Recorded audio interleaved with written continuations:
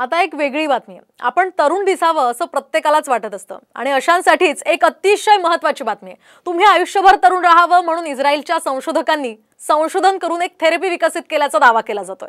Social मीडियामध्ये याची जोरदार चर्चाही सुरू आहे। खरंच अशा प्रकारे एखादा माणूस चिरतरुण राहू शकतो का? तुम्ही कधीच म्हातारे होऊ शकत नाहीत का? काय आहे यामागचं सत्य? चला पाहूया। तुम्ही आयुष्यभर राहाल तरुण,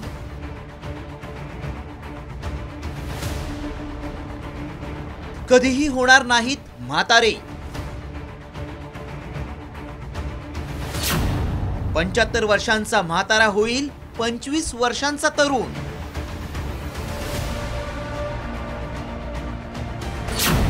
व्हायरल मेसेज मागचं सत्य काय?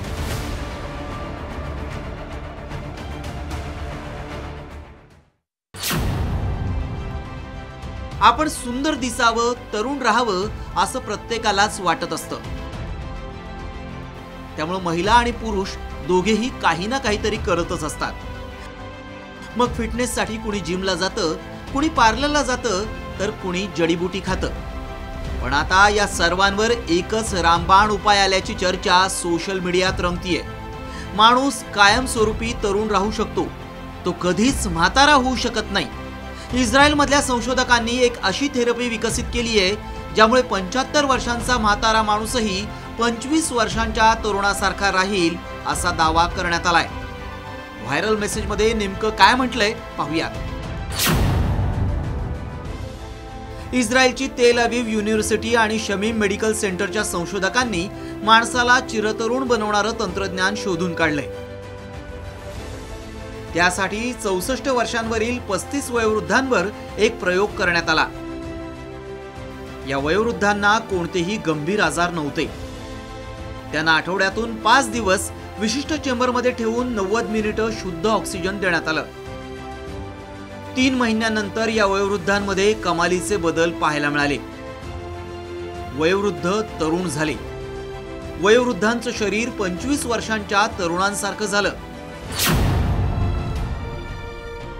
इस्रायलमधील संशोधकांच्या दाव्यामुळे चिरतरुण राहण्याच्या सर्वांच्याच आशा पल्लवित झाल्या।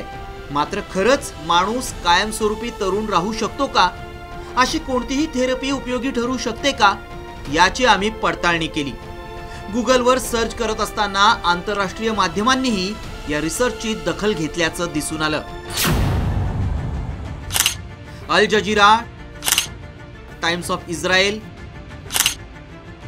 जेरुसलेम पोस्ट अशा आंतरराष्ट्रीय माध्यमांमध्येही ही बातमी प्रसिद्ध झाली आहे। इतकंच नाही तर काही माध्यमांच्या प्रतिनिधींनी थेट रिसर्च सेंटरला भेट देऊन या थेरपीबद्दल माहिती घेतल्याचं दिसून आलं। आम्ही आमच्या रिसर्च सेंटरमध्ये काही वयोवृद्धांवर रिव्हर्स एजिंगचा प्रयोग केला। त्यांना जी ऑक्सिजन थेरपी देण्यात आली आहे त्याचे सकारात्मक परिणाम दिसून आले।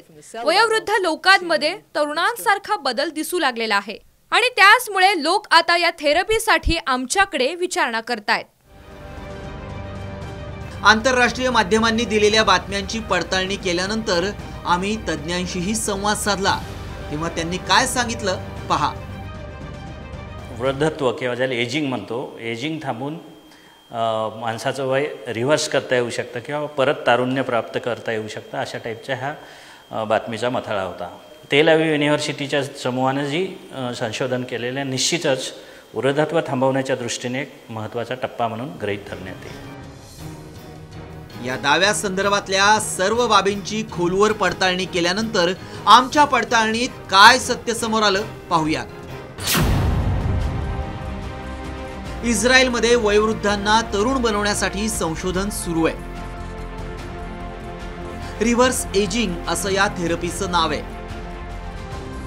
या थेरपीसाठी हायपरबेरिक ऑक्सिजन चेंबर बनवण्यात आलंय। या चेंबरमध्ये वयोवृद्धांना आठवड्यातून 5 दिवस 90 मिनिटं शुद्ध ऑक्सिजन देण्यात आलं। त्याचा परिणाम क्रोमोझोमवर झाला। क्रोमोझोम हे शरीरातल्या डीएनए पासून तयार झालेलं असतं। जसजसं वय वाढतं तसा क्रोमोझोमवर परिणाम होतो आणि जुन्या पेशी निष्क्रिय होतात। मात्र संशोधकांच्या थेरपीमुळे निष्क्रिय पेशी घटल्या आणि नव्या पेशी तयार झाल्या.